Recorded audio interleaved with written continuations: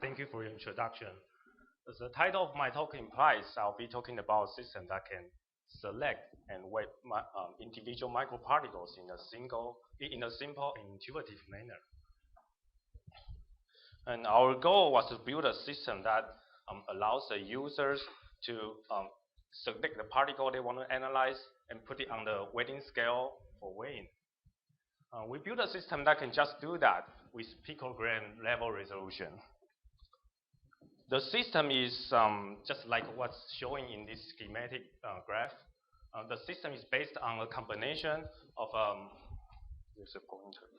The combination of the micro tweezer, which is used as a utensil in the micro world to grab and pick and move microparticles.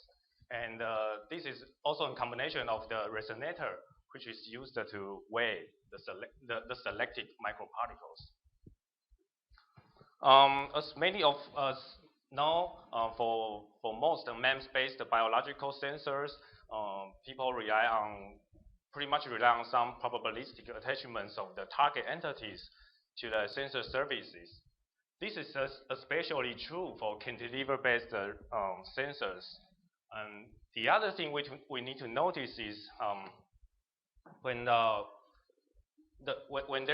we're using the cantilever-based sensor, the target entity has to bind to the tip of the cantilever for maximum sensitivity.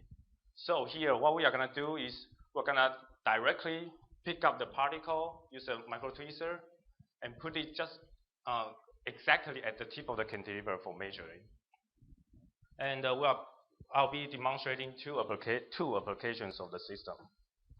The motivation of the study is pretty simple. Just like in our daily life, in the supermarket, we are facing a bunch of fruits, and if we want this green apple instead of probably this peach or this red apple, we can directly fetch the green apple and put it on the weight scale for weighing.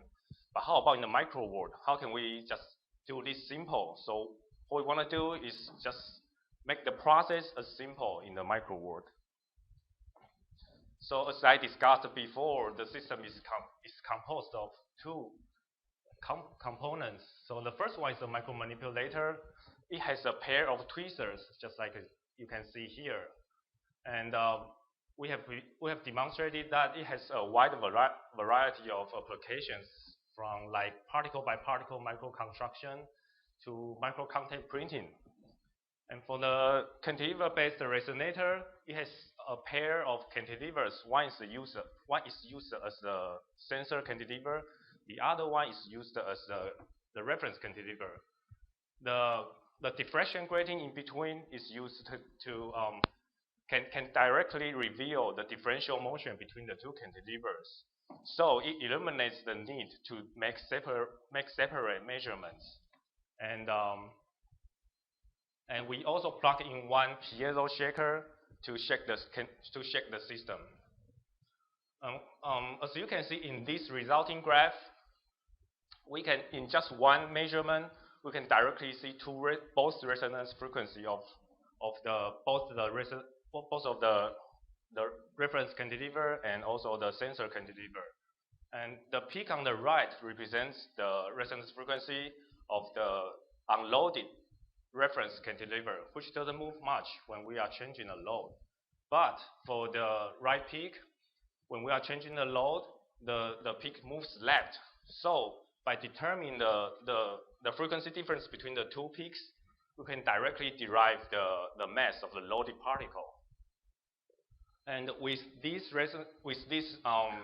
sensing system, we can efficiently suppress the effect of the disturbance that's gonna affect both cantilevers, because when there's disturbance such as a dust particle in the air or any other unwanted particle in the environment, it will affect both cantilevers similarly. So both resonant peaks will move, but the difference will still be the same. So we still can get the same number of the mass of the loaded particle. So there's another interesting application is we can measure the mass difference between two particles. by putting one particle at one bin and another particle on another bin. So some exciting applications might include by comparing two biological particles that's being exposed to different like environments or treatments. We characterize the resolution of the system by determining the repeatability of the frequency measurement. We observed that the resolution is improved by increasing the nominal load on the sensor and by exciting the system harder. This is because when the load is increased, the quality factor of the system is also increased. And when there is an external excitation, the signal to noise ratio is also increased. It is also improved. Sorry, so the resolution is improved. And as a result, we find that the resolution of the system is around 2 picogram in 1 Hz bandwidth. As an application, we chose stem cells that grow as spheres in agar culture. So in current days, these stem cell spheres are analyzed histologically and in bulk. So what people do is people basically mummify a bunch of them and cut across them at once, then observe them under the microscope. But this process will waste most of the stem cells that could otherwise be kept in culture until further use. So with our system, we can directly extract the one single stem cell spheres from the culture without bothering other stem cell spheres, and put it out and put the stem cell on the resonator for weighing. In this particular experiment, we worked with adolescent mouse prostate stem cell spheres, and which have been fixed and dehydrated before measurement. As you can see in this SEM image, this is the stem cell sphere. We directly pick it up and put it close to the tip of the cantilever.